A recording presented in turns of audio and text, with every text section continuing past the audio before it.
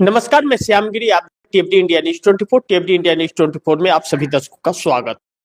मोदी सरकार हिल गई, इस्तीफों की लगी झड़ी पीएमओ में, कितने दिन और मोदी सरकार।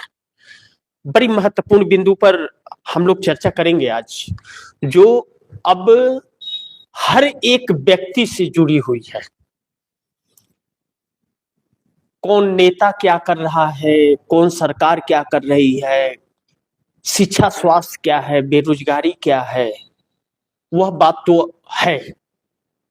नेताओं पर भरोसा नहीं अब, और देश बेहाल है।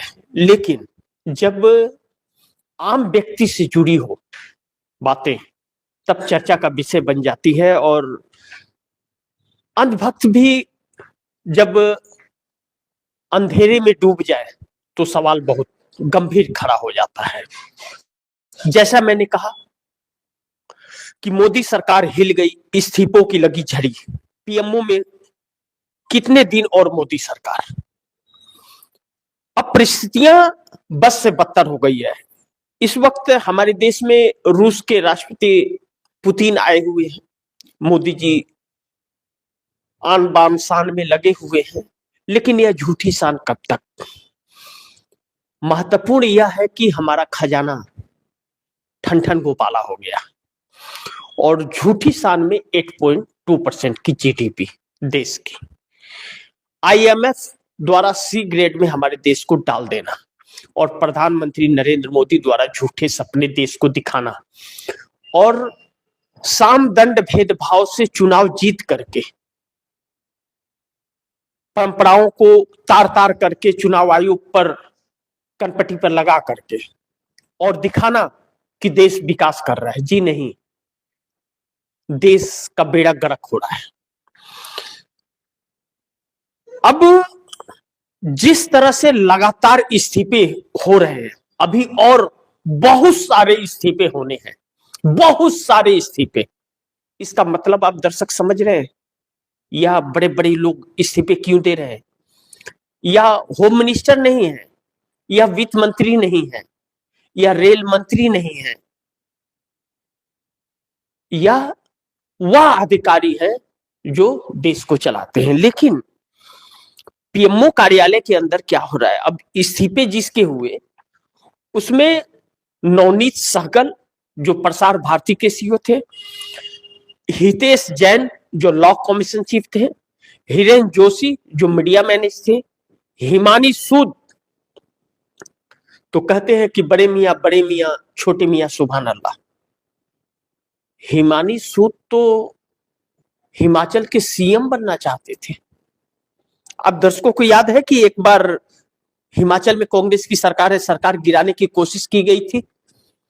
कर्नाटक से कांग्रेस के प्रदेश अध्यक्ष और deputy CM DK Shiv Kumar को जिम्मेदारी दी गई हिमाचल को, और उन्होंने सरकार बचाई।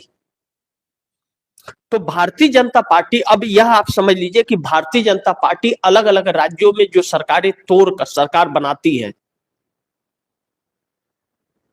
वह पैसे कहां से आते हैं, और सरकार के पैसे सब उधर ही जाते हैं। अब सबसे महत्वपूर्ण चीज यह है कि हम लोग दो बिंदुओं पर चर्चा करेंगे जो बड़ी महत्वपूर्ण है। पहला, एशिया में सबसे कमजोर करेंसी यानी कि रुपया भारत का हो गया है। पूरे एशिया में सबसे कमजोर करेंसी यानी कि रुपया हमारे देश का, भारतवर्ष का हो गया है। अब इससे अर्थव्यवस्था कमजोर, बेरोजगारी, महंगाई, पढ़ाई लिखाई सब पर असर पड़ेगा। अब महत्वपूर्ण यह है कि अर्थव्यवस्था की बात हो रही है जब, तो अर्थव्यवस्था में परिस्थितियां यह बन जा रही है कि मैं इन इस्तीफों पर आऊंगा, पहले इन तथ्यों को समझ लीजिए कि असर क्या है और अब क्या हो रहा है। हकीकत यह है कि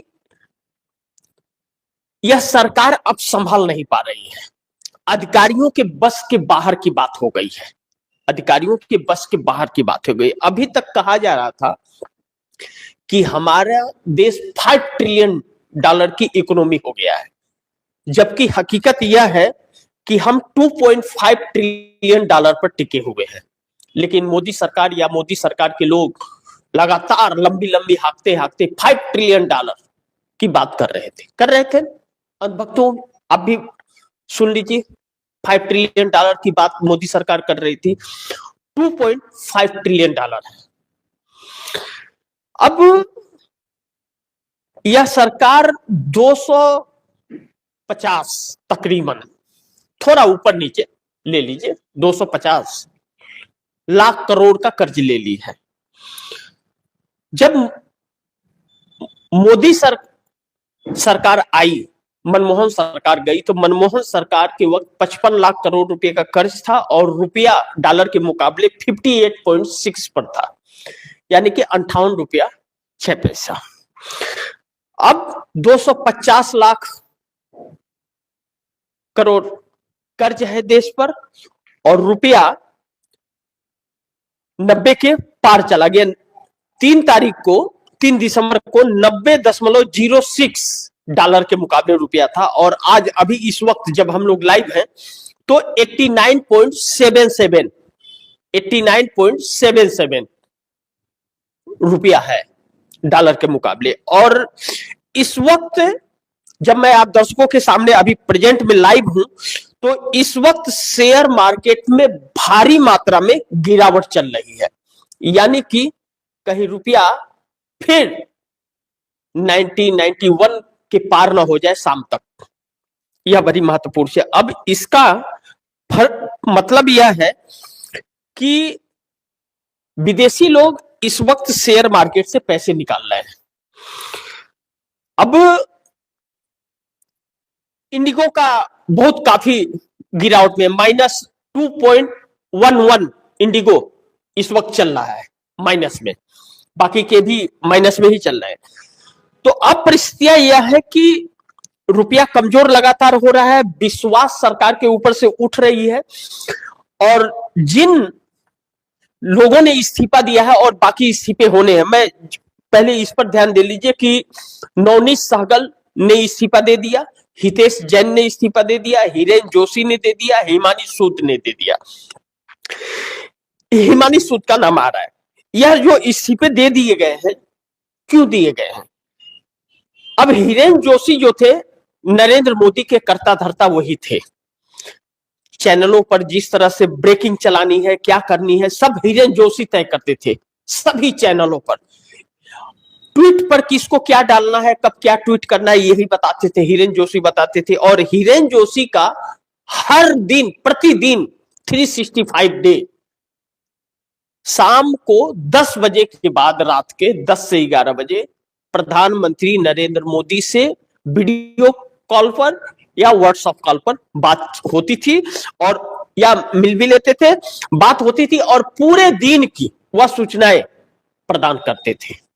कौन? हिरेन जोशी। ध्यान रखिएगा आप दर्शक, बड़ी ध्यान से समझिए, ना समझ आए तो लाइव समाप्त होने के बाद एक बार इसे रिमाइंड करके जरूर सुनिएगा। अच्छा, दूसरी चीज, नवनीत सहगल जो प्रसार भारती के थे, दूरदर्शन, ये सबके, Navneet Sehgal, Hitesh Jain law commissioner chief और हिरेन जोशी और हिमांशु सूद, इन 4 लोगों का एक दूसरे से कनेक्शन, यानी कि एक दूसरे के बेटे सरकार का लाभ उठाते थे। जैसे सरकार का प्रचार प्रसार है, एडवर्टाइज है या बाकी के जो चीजें बनाई जाती थी सोशल मीडिया को लेकर के, यह सारे उससे कमाई करते थे और हिरेन जोशी दमदार थे। अब सवाल यह उठता है कि पीएमओ के अंदर यह उच्च स्तर के जो अधिकारी थे, जो प्रधानमंत्री नरेंद्र मोदी को गाइड करते थे, ये सिर्फ लूट मची थी वहां या सरकार चल रही थी? हकीकत यह है कि सरकार चल रही होती तो आज यह परिस्थिति ना आई होती।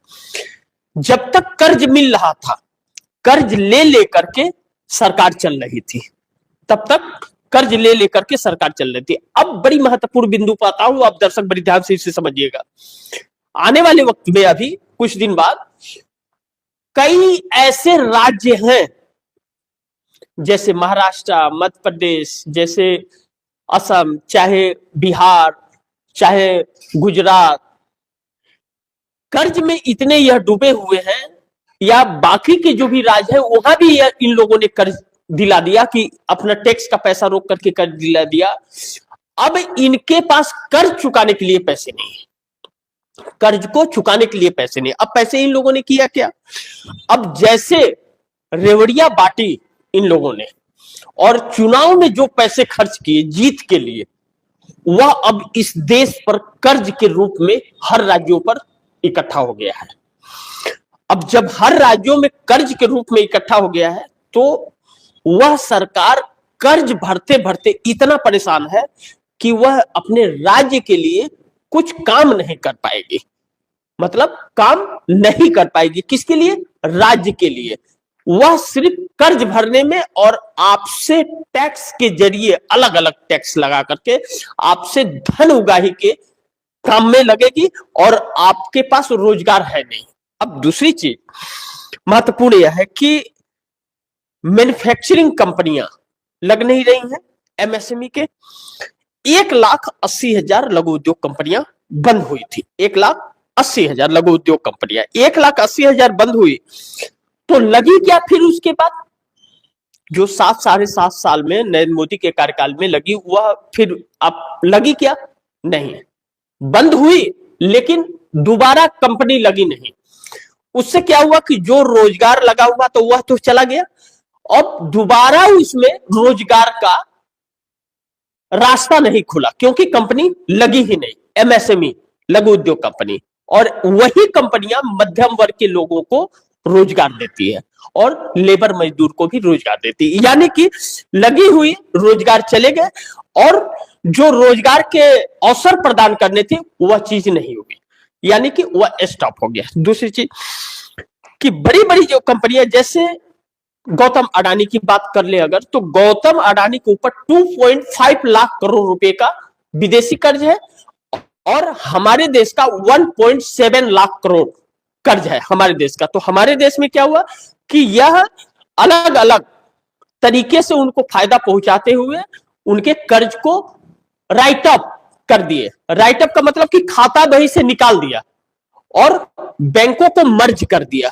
2 बैंक 3 बैंक को एक साथ मर्ज कर दिया तो वह जो नुकसान हुआ था वह तो खत्म हो गया, उसमें से जो बचा हुआ है वह तो निकाल दिया जब खाते से तो वह तो कम हो गया, जो दिया हुआ है वह कम हो गया, तो कम हो गया तो जो बचा हुआ है उसको इनकम दिखा दिया 3 बैंकों को मिला करके और कर्ज को राइट अप कर दिया। अब गौतम अडानी को 1.7 लाख करोड़ हमारे देश ने कर्ज दिया है तो उनके शेयर मार्केट जो 500 की जगह 5,000 बताते हैं, हिंडनबर्ग रिसर्च ने जो आरोप लगाया था शेयर मार्केट खूब डाउन हुआ था जिस वक्त, तो एलआईसी को, पीएनबी पंजाब नेशनल बैंक को, स्टेट बैंक ऑफ इंडिया को, एचडीएफसी को, बाकी और कई बैंकों को उनके यहां शेयर खरीदने के लिए, शेयर मार्केट में लगाने के लिए प्रेशर दिया जाए। पीएफ के पैसे जो आप दर्शकों के हैं वह जो अलग अलग कटघरी बना रही है, अलग अलग उसमें तब्दीलियां कर रही है कि अब 10% मिलेगा तो अब 30%, वह सारे पैसे लॉन्ग टाइम के लिए इन लोगों के कंपनियों में लगती है। अब यह समझिए कि गौतम अडानी इस देश में रोजगार कितना देता है। जिस व्यक्ति के पास 1.7 लाख करोड़ रुपए का कर्ज है हमारे देश के बैंक का और हमारे देश का सबसे ज्यादा संपत्तियां उसे सौंपी जा रही है, वह मात्र 40,000 लोगों को हमारे देश में रोजगार देता है। 150 करोड़ की आबादी में मात्र 40,000 लोगों को रोजगार देता है, जिसके लिए सरकार सब कर रही है। अब दूसरा चीज, मुकेश अंबानी 3,60,000 लोगों को रोजगार देता है हमारे देश में और गौतम अडानी 40, बाकी सबकी कंपनियां है वह अलग मैटर आता है। तो ऐसे में हमारे देश के अंदर अब जब रुपया की कमजोर हो रहा है, आईएमएफ की रिपोर्ट ने जो कहा, आईएमएफ की रिपोर्ट ने यह कहा कि सी ग्रेड में डालते हुए हमारे देश को कि हमारे देश की करेंसी क्रालिंग मुद्रा में तब्दील हो गई। किसमें? क्रालिंग मुद्रा में, यानी कि रुपए पर भरोसा नहीं रहा या गिरता रुपया हो गया। तो अब आज इस वक्त भी जो शेयर मार्केट गिर रहा है या और आने वाले वक्त में जो आशंकाएं जताई जा रही है, विदेशी लोग पैसे निकाल रहे हैं, लगातार निकाल रहे हैं, तो हमारे पास रुपया और कमजोर हो रहा है क्योंकि डॉलर जा रहा है और डॉलर आने का स्रोत हमारे पास में नहीं है। उधर से डॉलर हमारे पास आ रहे हैं, कोई इन्वेस्ट हमारे पास डॉलर में ला करके नहीं कर रहा, हमने कर्ज डॉलर में लिया है। मोदी जी ने डॉलर 250 लाख करोड़ डॉलर में लिया है और रुपया कमजोर हो रहा है तो उसे डॉलर में चुकाना है, तो सोचिए कितना जाएगा। अब दूसरा पॉइंट जो बड़ी महत्वपूर्ण है, पीएमओ में लगातार इस्तीफा, सरकार नहीं संभल रहा मोदी से, सब बेच डाला खजाना खाली। अब आईएमएफ की रिपोर्ट के अनुसार जो परिस्थितियां हैं, जैसा पीएमओ में लगातार इस्तीफे, जैसे नवनीत सहगल का हुआ, हितेश जैन का, हिरेन जोशी का, हिमांशु सूद का, और कई बाकी इस्तीफे अभी बाकी है, अब लाइन लगी हुई है। और यह सब इस्तीफे दे रहे हैं जो, तो आप इस तरह से भी समझ लीजिए कि नाव डूब रही है। जो मलाह है, जो नाव को चला रहा है, उसके संभाल में नहीं आ रहा है, संभाल में नहीं आ रहा है, तो उसमें बैठे हुए लोग, जब तक अच्छा से चल रहा था तब तो सब कुछ ठीक ठाक था, जब अब नहीं संभल रहा है, कब डूब जाएगा, गिर जाएगा, हिल रहा है, डुल रहा है, तूफान आ रहा है, चक्रवाती आ रहा है उसमें, उसके तालाब के अंदर, तो यह लोग कूद करके निकल के नाव से अपनी जान बचाना चाहते हैं। यानी कि यह इस्तीफा दे करके अपना पीछा सरकार से छुड़ाना चाह रहे हैं, इसके लिए भाग रहे हैं, क्योंकि यह भी मलाई खूब खाए हैं, मलाई खा लिया है। जिस महादेव ऐप के जरिए छत्तीसगढ़ में कांग्रेस को हराया गया, भूपेश बघेल और उनके बेटे पर आरोप लगे और उनके अलग अलग तरह से प्रताड़ित किया गया, छापेमारियां की गई, उस महादेव ऐप के ज्ञानी है यह चारों के चारों लोग, अच्छा खासा पैसा उससे कमाए हैं लोग। 50,000 करोड़ का महादेव ऐप ने हमारे देश से कारोबार किया और गृह मंत्रालय में उसका फाइल था, और भूपेश बघेल के ऊपर और उनके बेटे के ऊपर आरोप लगा करके चुनाव को हरवाया गया। अब जब सारी पोल खुल रही है तो यह लोग पीछा छुड़ा करके भाग रहे। अब ऐसे, अब पुतिन आए हमारे देश में, रूस के राष्ट्रपति, तो रूस से कांग्रेस के वक्त जब मनमोहन सिंह थे, मनमोहन सिंह चाहे अटल बिहारी वाजपेयी को ले ले, चाहे देवी गौड़ा भी थे, इंद्र कुमार गुजराल थे, चंद्रशेखर सिंह थे, बीपी सिंह थे, पीवी नरसिम्हा राव थे, राजीव गांधी, इंदिरा गांधी, जो भी थे, रूस से हमारे संबंध बहुत अच्छे थे। यहां तक कि पाकिस्तान से बांग्लादेश को जब अलग किया गया तो रूस ने हमारा बहुत साथ दिया था। ईरान से हमारे संबंध बहुत अच्छे थे, कच्चे आयल मिलते थे, सब कुछ सही था। विश्व में एक प्रतिष्ठा थी, अमेरिका के सामने कभी नहीं झुकते थे। माय फ्रेंड ट्रंप के चक्कर में नरेंद्र मोदी ने अमेरिका से नजदीकी बना करके उन सभी दोस्तों को दूर कर दिया हमारे देश से, और अब वही अमेरिका हमारे देश की अर्थव्यवस्था को पूरी तरह से चौपट कर रहा है, जिसके जिम्मेदार प्रधानमंत्री नरेंद्र मोदी है। मैं शॉर्टकट में आपको, आप दर्शकों को सारी चीजें बता रहा हूं, क्योंकि ज्यादा लंबा कार्यक्रम नहीं है, तो छोटा कार्यक्रम है, तो आप दर्शकों का वो भी लो, क्योंकि पूरा डिटेल में जाएंगे तो घंटों लग जाएंगे, लेकिन मुख्य मुख्य चीजें आप दर्शकों को मैं बता रहा हूं। अब इन 4 इस्तीफों के बाद पीएमओ की हालत क्या है? जैसे आप देखिए कि खेत सूख गए हैं और उसे एक पानी की जरूरत है और पानी नहीं मिल रहा है, यानी कि कहते हैं उसे सूखा पड़ गया। पौधा नजर तो आ रहा है लेकिन उसमें दाने नहीं है। यह परिस्थिति हमारे देश की आकर के अब इससे सवाल यह उठता है कि हमारे देश के लोगों को रोजगार मिलेगा या नहीं मिलेगा, जिसकी उम्मीद नहीं है। अब जानकारों का कहना है कि इसे कौन संभालेगा। बी ग्रेड अर्थशास्त्रियों से सरकार काम कराती है, ए ग्रेड के लोग इस सरकार के साथ काम करने को तैयार नहीं है। बी ग्रेड से काम कराती है, ए ग्रेड के लोग तैयार इस सरकार के साथ नहीं है, क्योंकि आंकड़ों से और हकीकत से यह सरकार छेड़छाड़ करती है। इसके लिए ए ग्रेड वाले जो है वह तैयार नहीं है। अब जो लूट खसोट वाले और मलाई खाने वाले हैं सरकार के साथ हैं, तो अब क्लास में सेकेंड आने वाला बच्चा या थर्ड आने वाला बच्चा, थर्ड और सेकेंड आने वाला, और अव्वल नंबर का आने वाला बच्चा में कितना डिफरेंस होगा, सोच लीजिए। वही इस सरकार के अंदर है।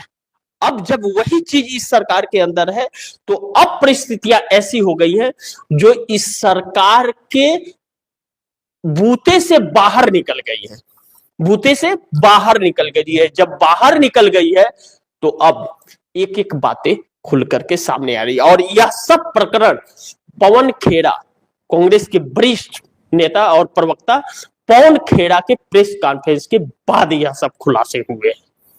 सोचिए कि आज देश कहां से कहां पहुंच गया है और आने वाले वक्त में क्या होगा। मोदी की सरकार इस वक्त बहुत बुरी तरह से घिरी हुई है, हिली हुई है। दुर्भाग्य इस देश का यह है कि इंडिया गठबंधन अभी भी एकजुट नहीं है। इंडिया गठबंधन अभी भी एकजुट नहीं है। अगर एकजुट रहता तो शायद इस देश का कुछ भला हो पाया होता। अब पीएमओ के अंदर यह लगातार इस्तीफे इस बात के संकेत है कि सरकार नहीं संभाल पा रही है मोदी सरकार, इससे कोई इनकार नहीं कर सकता।